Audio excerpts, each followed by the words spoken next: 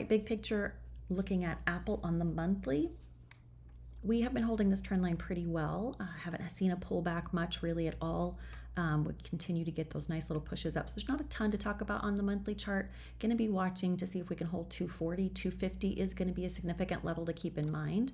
Looking at our weekly chart, we definitely just got our little test on just a smaller uptrend right through here. We're definitely holding that 240 support level. We need to hold that to get some continuation on higher this week. So let's just see if our weekly candle can get us a push outside.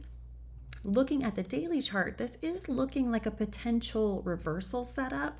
So just kind of watching to see.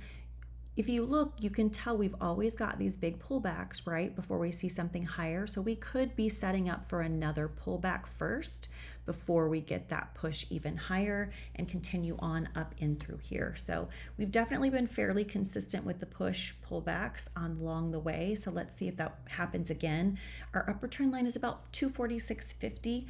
Believe we got fairly close there and tested that on Friday with about 246.30. So we were very, very close to testing. So that could place us in that time that we could get a nice pullback before we see some more continuation to the upside. We do need to hold 233 on any pullback to hold our current uptrend. So let's just see our range for this week is this 233 to 246. We could get that nice pullback to our trend line over the next few days before we get a nice big push to kind of go ahead and fill that flag pull at about that 260, 265 area. Let's see if we get some continuation this week.